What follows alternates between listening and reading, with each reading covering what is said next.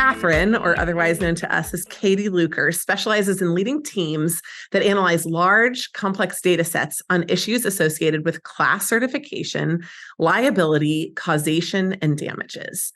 Her expertise includes applying economic analyses in False Claims Act, or FCA, Employment Retirement Income Security Act, ERISA, antitrust, and Chapter 11 bankruptcy matters. These cases often require analysis of claims data and internal company databases, such as prescriptions, sales, product performance, and billing data. She works with counsel through all stages of litigation, including trials, government investigations, and settlement discussions. In addition, Ms. Luker holds a BS in economics from the George Washington University. And I'm really excited, Katie, to welcome you today to Strategy Simplified. Thanks so much for joining us. Thanks. I'm excited to be here. For folks who haven't caught the previous 2 episodes in this series and who couldn't interpret it through everything that I just really, hopefully articulately and probably mispronouncing it, explained in your bio, can you just quickly introduce Bates White for our audience before we dive into the specific case study today? Sure. And no worries, that bio of mine does have a lot of jargon baked into it. So I would not blame anybody if they weren't able to succinctly say what Bates White did after hearing that. What we do at Bates White boils down to us providing complex data analyses for our clients. We're an economic consulting firm, and we typically work with lawyers or on behalf of Fortune 500 companies, government agencies, often in the litigation setting. And what we're doing is providing the service of robust data analyses, econometrics, et cetera, to, help develop that narrative and help our clients understand their position and what's going on in a specific matter. Amazing. Well, we're really excited today to jump into a case study with you. One thing that I found was that people told me what consulting was. And then when I walked through an actual case study, it was like, oh, right, that's what they do. This is super helpful. And I could honestly tell you that it was probably 2 years into my time at Bain that I figured out that economic consulting served lawyers primarily. I thought it served economists. I didn't know that you were economists serving lawyers. And so even the name was a little bit confusing to me. So I'm really excited today to bring that to life for folks. Yeah. So we're going to dive into a specific case study today. And I think the first thing we should do is just lay out the background. So can you highlight for us, what was the context? Who was the client? Why did they hire y'all? I think that's a really good starting place for everyone. Yeah. And the specific case study we're going to talk about, I'm really excited to talk about. A lot of times when I'm discussing my work at Bates White, because it's in a litigation setting, it's confidential and not public. But this was a case that was very much in the public eye. Our retention was public. So it's fun that I get to actually lay it out because, as you said, it's easiest to understand what Bates White does when you're provided with an example. So the matter that we're going to talk about, or that I worked on fairly recently, we worked on behalf of Aero Technologies, which is a subsidiary of the big company 3M. And Aero and 3M were being sued by, the number ranged over time, but 230,000 U.S. service members who were alleging that these earplugs that Aero and 3M developed, called the combat arm earplugs, were defective and caused hearing loss and tinnitus. And tinnitus is when you have ringing in your ears. That's something I learned when working on the case. And the reason that these are called combat arms earplugs is, not surprisingly, they're used in combat. And so the intent was that these earplugs provided servicemen and servicewomen with situational awareness that they otherwise wouldn't have, while also protecting their ears, because you can imagine that combat is very loud and explosive and can result in hearing loss damage. So those were the allegations of the case, that 3M and Aero had developed these defective earplugs that didn't actually work. And then as a result, our U.S. servicemen and women had hearing loss because of it, hearing loss and tinnitus. So 230,000 claims, that's a lot. It is actually the biggest MDL in history. And MDL, for those that don't know, I'll try and not use a ton of jargons, just let me know if I get ahead of myself. An MDL stands for multi-district litigation. And what that does is it just consolidates a bunch of different claims under a single litigation for efficiency process, right? It would be a lot to bring 230,000 cases to trial. I'm not sure that that's ever been done. So this was all consolidated into a single jurisdiction under an MDL. And so it was really cool that we were working on behalf of these two companies in the largest MDL in history. That's something that's kind of fun to say. As a result of it being the largest MDL in history, our client, Arrow, then filed for bankruptcy as a result of the litigation. And so then our work moving forward was to support them in their bankruptcy filing, such that they could resolve all of this outstanding litigation through the bankruptcy court rather than going through 230,000 individual trials. Well, I don't want to have any spoiler alerts about what happened and how it went, even though if somebody just right now can't stand it, you can look up in the news how everything evolved. But what we really want to dig into is your participation is public, but your actions are private, right? It so is. We don't know what you're doing behind the scenes to give this guidance, what somebody who is working with you would actually be doing in order to support a case like this. So I just want to start at the beginning. How do you start? How do you figure out what the first thing is? How do you gather the information that you need? How do you establish the relationship with the client? How many client interfaces do you have? Just give us a sense of what that early project moment feels like. Yeah, and oftentimes I'll get asked, what is a typical team size at Bates White? What's the scope of our projects? And I always say that it ranges, but it also ranges within the duration of a project. So when I first started working on Arrow, we just call it Arrow for shorthand, at Bates White, I was previously working in a different practice area. So our work at Bates White is kind of consolidated under different areas. So I was working in a practice area called Life Sciences, which primarily works on behalf of pharmaceutical companies and manufacturers. I believe Scott and Amelia, as we talked on prior podcasts, they're also Life Sciences peeps. But this practice, Arrow, was in what's called the mass tort practice that does a lot of Chapter 11 bankruptcy work. And when I first started on the case, there were only about 3 or 4 core people working on the case, myself included.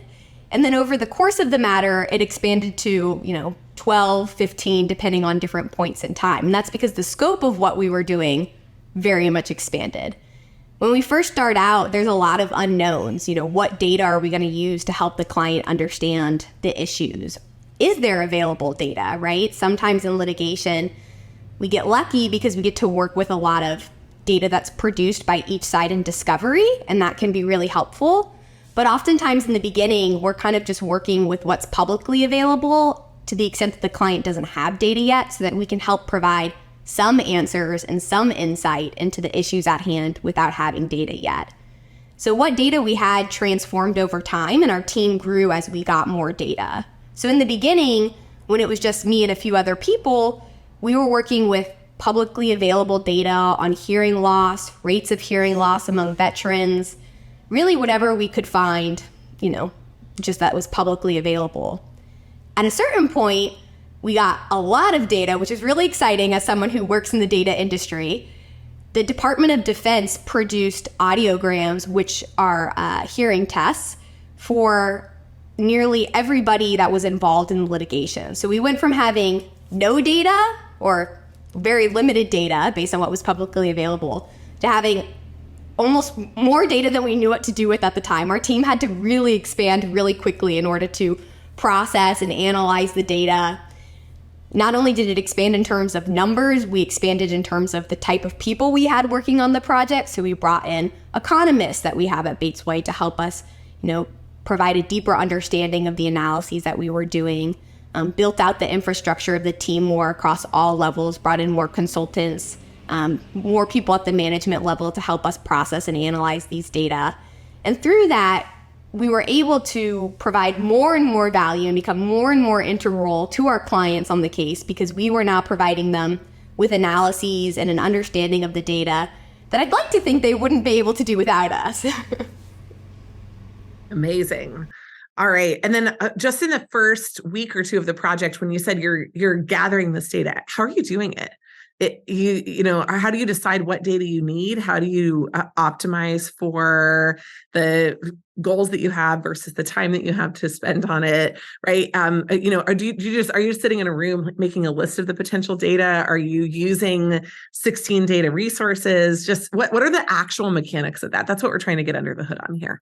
Yeah, good question. So when it starts out, I like to think that my, almost 10 years-ish in this industry gives me some idea of like what to think of and what might be helpful.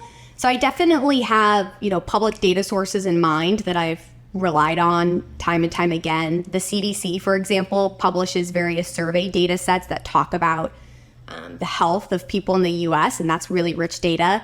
And then a lot of it is also Googling, right? That doesn't sound very sophisticated, but it at least is an important place to start.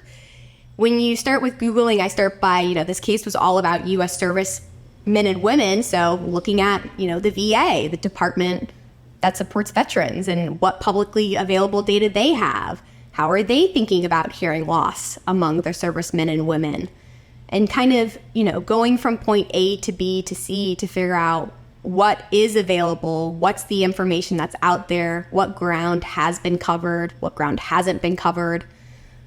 There's very rare circumstances where I feel like I've worked on a case that has zero information about it out there in the universe. It's just a matter of, putting on your sleuthing hat and figuring out where to dig. And a lot of times it does start with Google, combined with, the experience that I have. Love it. Amazing. Well, let's dive in a little bit to the research and analysis your team performed. So you talked already about a little bit about the data collection, but let's just pinpoint, you get 200,000 plus audiograms, right? In the collection of data where that information was published. What do you do with it next? Right? How do you decide what you're going to do with it? What tools are you actually using? Is this an Excel function? Are you using advanced statistical analysis? And what were you hunting for? And when did you decide that? Did you start playing with it first and then decide? Did you start at the beginning? Just tell us a little bit about that analytical process, specifically with that data set. Right. So the first time we receive any data, the first step is to do some general diagnostics to just understand what we have, right? Obviously, you could open up a file and see that it has a ton of information in it, but how comprehensive is it? How complete is it? Does it have, fake names populated throughout, or do we think it's real data? These are things you can just assume because data's messy. And, in undergraduate, I often worked with really nice, clean data sets that were given to me, but that's very rarely the case in the consulting world. So true. Nothing is more true than what we've talked about right there. I love it. Keep going. So with that in mind, we rely on a few different statistical software package systems at Bates White. We use Stata and R, which are kind of our two primary coding languages for those people that are into code out there. We relied on Stata in this instance to process the data, the audiogram data that we received, as well as data that we had on claimant filing. So every single person that had actually filed in the case, we had a record of their filing. So we loaded that information into our statistical software packages. The team developed code to process and standardize the data, which was very clean. I'll give it that credit. It was very nicely formatted data, which doesn't always happen. And I think the team was very thankful that it was very clean as well. We loaded that in, processed it, did our data diagnostics, and through that, we're able to confirm that we did in fact have a lot of data, a lot of really helpful data, which is not always the case on our matters. From there, it became understanding, the rate at which we actually saw hearing loss manifest. We have these allegations, and oftentimes complaints are written as expected from the perspective of the claimants, and, are making allegations with regards to the rate of hearing loss and tinnitus that they thought resulted from these products and the defects that they were alleging. But what do the data say about that, right? What if we apply publicly available hearing loss standards, because WHO, the CDC, there's a lot of information out there about what constitutes hearing loss. If we apply that to the data, what does the data say about hearing loss? Are we finding that everyone has significant impairment? And, based on that result, what do we think that means in terms of case strategy? And how can we help work with the lawyers to figure out what our case strategy should be? So part of it was, one, determining how do we even define or think about hearing loss and tinnitus, right? Those are two medical diagnoses, and how does that manifest in data? How do you understand that? Especially, we're not doctors at Bates White. We're not a medical consulting shop. We are economic consulting. So a lot of it was getting up to speed on what the different standards out there were for how to, diagnose, or not even diagnose, think about hearing loss as it would manifest in audiogram data. And then from there, helping our client understand what those results were and how we should move forward based on those. So what kind of insights did you uncover? Can you share a little bit about, especially now that this is a public process, about what you found? What were the insights that you uncovered that were helpful for them? Sure. So I think the main thing that we found was helpful is that when looking at publicly available and well-regarded standards of hearing loss, so I mentioned, WHO, the CDC, Centers for Disease Control, the American Medical Association, they all publish standards on what hearing loss would look like based at certain decibel levels and your ability to hear at certain frequency levels. And what we found in the data was that a vast majority of the people in our data didn't appear to have significant hearing loss, that they didn't appear to have something that would be considered impairment that would need to be corrected by a hearing aid or a cochlear implant, for example. And that was really fascinating. It then became a decision of, or not a decision, but a strategy point of, okay, well, what are maybe other ways in which plaintiffs might be characterizing impairment if it's not this type of impairment, right? We have 230,000 people who have filed a claim saying that they were impaired. Using these publicly available standards, we're not finding high rates of impairment that would correlate with that or make sense with that allegation. So then it became of understanding between the two parties, and this was part of the litigation, how do you define hearing loss? Is it using these publicly available standards? Is it, looking at what are called temporary threshold shifts, which was another fun term I learned. A temporary threshold shift is kind of, you can picture in the movies when someone is standing next to an explosion and then they have the ringing in their ear and they can't hear for a few hours. That's hearing loss. You have a temporary threshold shift, but maybe your hearing loss goes back to normal. And maybe in the data, we're seeing the go back to normal results rather than that temporary shift. So that kind of opened up a whole new world of analyses of once we figured out, okay, so we're looking at these data and these people don't seem to have impairment based on these publicly available standards. What are other arguments that both sides might make based on that result? And how does that position where we are in the case? One thing that I am really struck by as you're talking through this, but before I ask my next question, is just how much definitional analysis there is. This was a big shock to me. I just expected that everybody had these very polite, kind rules. And certainly in litigation, I think that's the clearest place where you see your job is to actually identify what the rule should be. And you've talked about that as a huge part of the case so far. So I'm glad you brought that to light. So you talked a little bit about how many people were on the team. Can you talk about the levels and the functions?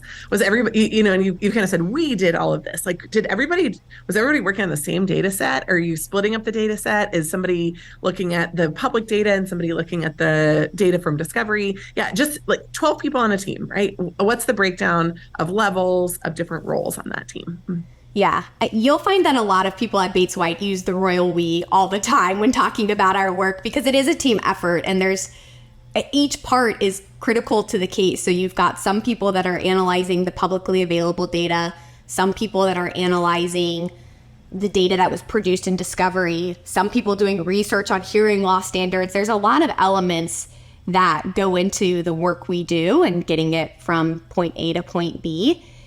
The team also had a lot of different levels, and it was really fun because the case, I'm not sure I mentioned this, but the case lasted, over a year. And so we also had people grow up and get promoted during the case, which was really cool and fun to see and kind of a testament to the type of work we were able to do and the opportunities that came out of that. So at the top, we had partners working on the case. We supported Charlie Mullen, who is a partner in our mass torts practice. He authored an expert report in the court, which we supported, the team, royal we. We had other partners on the case too who provided consulting expertise as well, bounced ideas off of, again, people who have more years of experience than me in this arena and were able to provide invaluable insights on case strategy, how this has played out before, where they think we're going. Then we had, managers and principals. So I'm a principal, and those kind of provide the day-to-day oversight of a case, help think of case strategy, talking to clients. We also had economists on our team. So this case was really cool because we got to think of, some fun predictive modeling to understand and control for different factors, how that would then manifest in the hearing loss. So that was interesting to think of and a fun element to the case as well. And then we had a range of consultants. A lot of people from our research team help us as well. And the size of the team and the scope of whether we needed all those people I just described or a subset of them really depended on where we were at in the case, whether we had just gotten a lot of discovery produced, whether we were in trial, preparing for trial. So lots of ebbs and flows throughout the case, but there was a core team of us throughout of consultants, managers, principals who were running the things day to day. I love it. Well, I want to highlight just one final piece of this before we move on. But what findings or recommendations did you actually present? What was your, or wasn't there one? Right? I think either way, it's really illuminating. So were you just like, hey, here's how you could think about it? Or did you say, here's our recommendation, this is what you should pursue, and this is how you should think about it? So just walk us through what that portion of the process is like. Yeah, I could talk about this case forever because I feel like we haven't even gotten to the mic drop moment of the case, which is... We're getting there. Or do you want to do it now? Yeah. No, we can talk about it or we can get there in stages. So as I mentioned earlier, Arrow had filed for bankruptcy because of the litigation, the magnitude of the litigation that it faced. One of the parts of this case was that bankruptcy filing was challenged by certain plaintiff law firms that represented claimants who were bringing in the case. They filed a motion to dismiss the bankruptcy and to send all the resulting litigation back to the MDL. There's been a lot of cases recently in the bankruptcy arena that have gotten challenged and dismissed, and so it's a somewhat tumultuous time in the bankruptcy world in terms of cases and getting dismissed. But one thing that we did as a result of that is we supported Charlie Mullen, as I said before, who put forth expert reports that were used in that motion to dismiss trial that was about this case. So we got to talk about the findings that we had and the rate of claims that there were and put numbers and, concrete facts, what we were arguing were facts, concrete facts behind some of the allegations, and trying to explain to the judge why we thought this case really should stay in the bankruptcy arena rather than go back to the MDL. And that was a result of the analyses that we had done to understand rates of impairment among claimants. There was a lot of additional work we did to compare and contrast this bankruptcy to other historical bankruptcies, which again relied on the available data we had in terms of number of filings, just showing how vastly different that was than any other historic bankruptcy. So that was one key part or culmination of a lot of our work with some of those expert reports that we authored and Charlie testified to at trial in this motion to dismiss hearing for the bankruptcy. Love it. Amazing. Okay. I feel like we're almost ready for the mic drop moment. So what was the impact of your work in the case?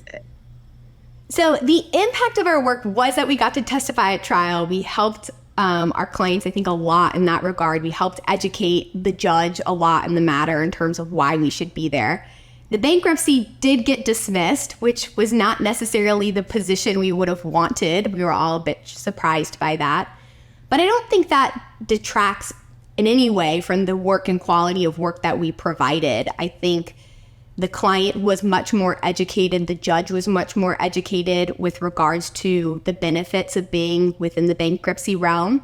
The judge, I like to think affectionately referred to Charlie Mullen as a bankruptcy stan, the fun word for fan these days, but a bankruptcy stan, a supporter of bankruptcy. So that was fun to hear. And even though the bankruptcy got dismissed, which sent it back to the MDL, because once Arrow had filed for bankruptcy, it put that litigation against Arrow on hold.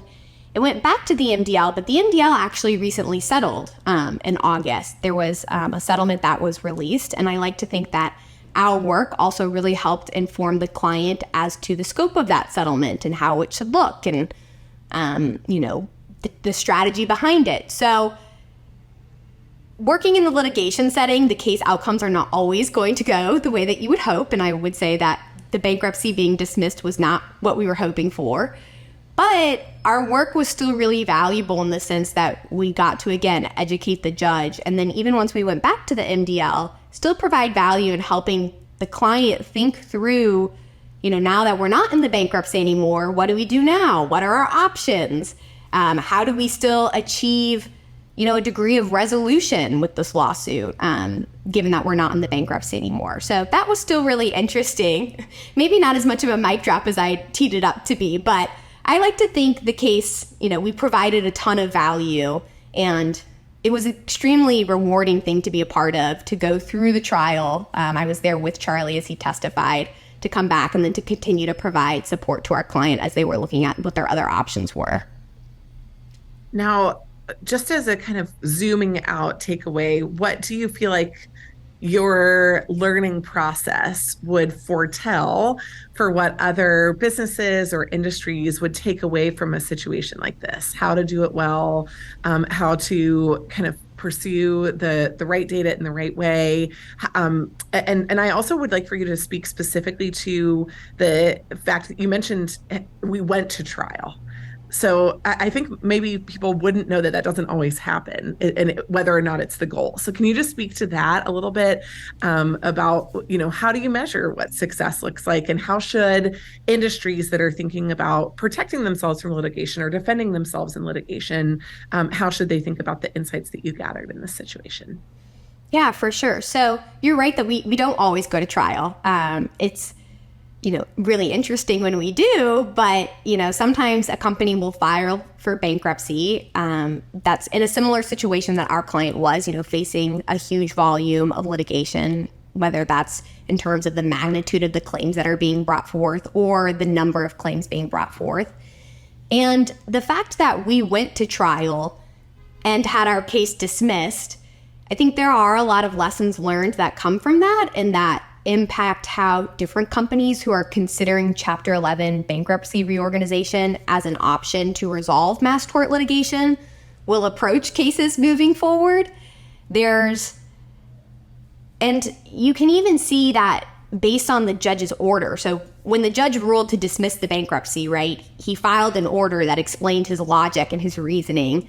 And part of that was based on the work that we had done and how that impacted his opinion, just as much as part of his opinion was based on the work that the other side had done and how that impacted his opinion. So one thing that can come out of this, or that, again, other companies, consulting shops, supporting those companies who are thinking about Chapter 11 bankruptcy filing, they're all looking to the current cases and how they're being handled and whether they're being dismissed, whether they're being let go through. And I think a lot of it then goes to inform their strategy about how they file then when they think about this option, and what Plan B and Plan C and Plan D they should be prepared for in the event that they aren't successful in their refiling.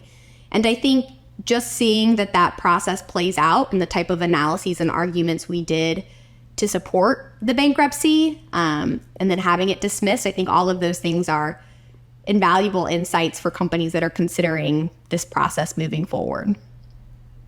Well, zooming back to you again, what makes this work rewarding for you? You have a big smile on your face. For everybody who's just listening to this, you can't see it, but for those that are watching, you've been able to see it the whole time. It's clear that it's engaging, interesting, fascinating for you. But I don't want to put words in your mouth. What is it that you like about it? What wakes you up in the morning and gets you excited to work on this work?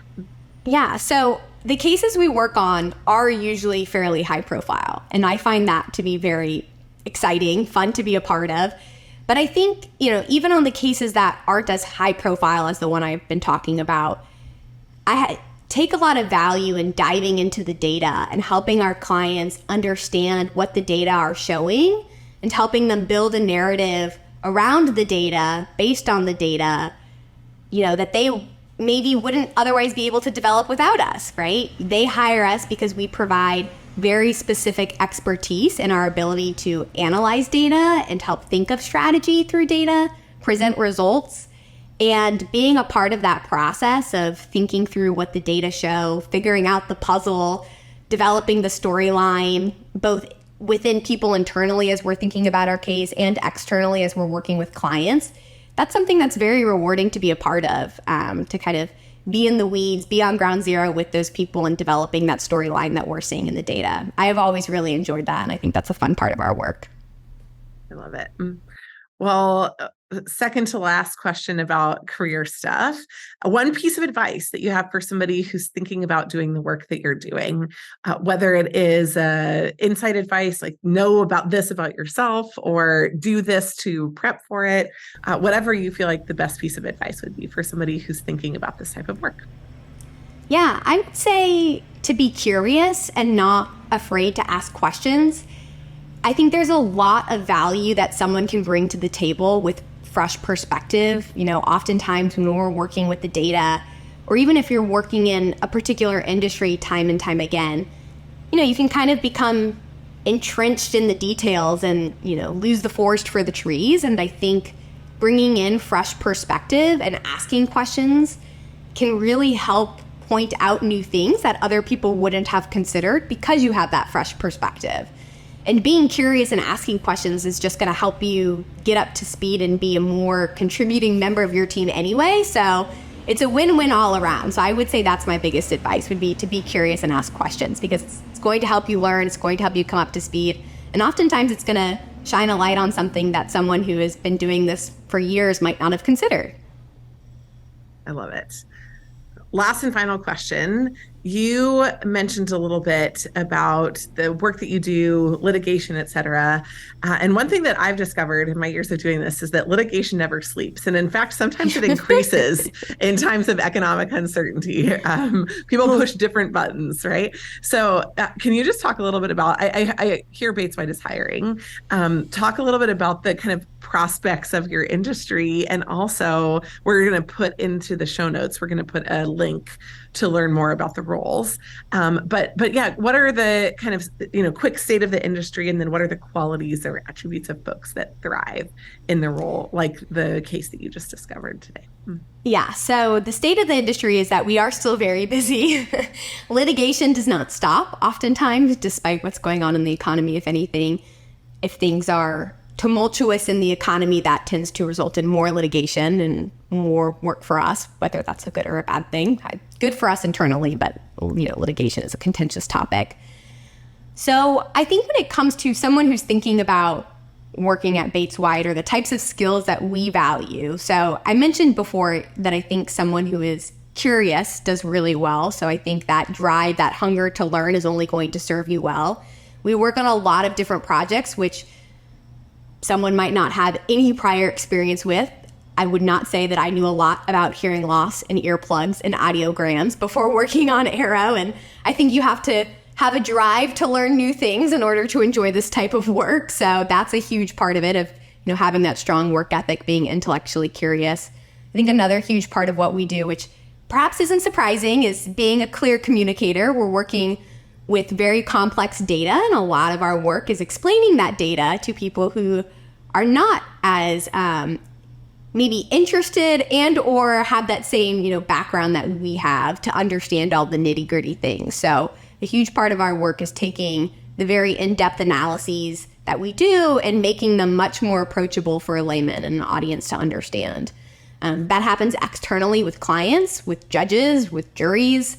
That happens internally when you are a junior consultant and you're explaining an analysis to a senior partner who is not as in the weeds as you are. So that clear communication is something that is vital at all levels at the firm. It just changes in terms of who you're communicating to. So I would say that hunger to learn, intellectual curiosity, and clear communication, good communicator, those are all great skills to have. I love it. Well, thank you so much for sharing about Bates White's work in this particular situation and also about your specific enthusiasm for the role in the company. Before we finish, though, we've got to have a little bit of fun. So I've got three quick questions. These are rapid fire, not related to the topics that we talked about before. The first one maybe has a little bit more seriousness, but these three questions will just wrap up our getting to know you session. All right, so let's do it. One piece of advice that you'd give to your 21-year-old self? That's question number one. Ooh, I would say take more chances, try more new things. I feel pretty lucky that I've always kind of known what I wanted to do. I've always been into data, so I didn't, try a lot of different industries, different classes outside of that. And I very much enjoyed that. I love the work we do, but do I wish sometimes maybe that I would have taken a completely different class outside of my comfort zone? Sure. I think there's a lot of fresh perspective in that. And maybe I didn't need to take every single class only be related to econ. I love it. Well, the second question is the most unusual food you've ever tried. Most unusual food. Okay. So a few years ago, I guess more than a few, maybe 5 years ago, I went on a hiking trip to Patagonia in South America, and I tried guanaco, which is essentially an Argentinian or Chilean llama or alpaca related. So that was very unusual. I don't think many people have tried that. I couldn't tell you really what it tasted like. I don't really remember, but that was definitely different. Must have not been like chicken though. It could have been, maybe. I remember liking it. It was well prepared. That's amazing. Nobody has ever answered that question that way. So I tried to think of something that was truly unusual. I feel like you nailed it. You got it right there. The last question is, what is the next item on your bucket list? So the next item on my bucket list, I'm very fortunate that I'm going to be able to cross it off soon. I've always wanted to go to India, and I'm planning to go to India next year with my mom. So I'm really looking forward to that. Stunning. I love it. Well, it's such an honor to have you on today. Thanks so much, Katie. Really appreciate your time, your insight, your perspective, and your thoughtfulness. So thanks again for joining us on Strategy Simplified. Thanks for having me.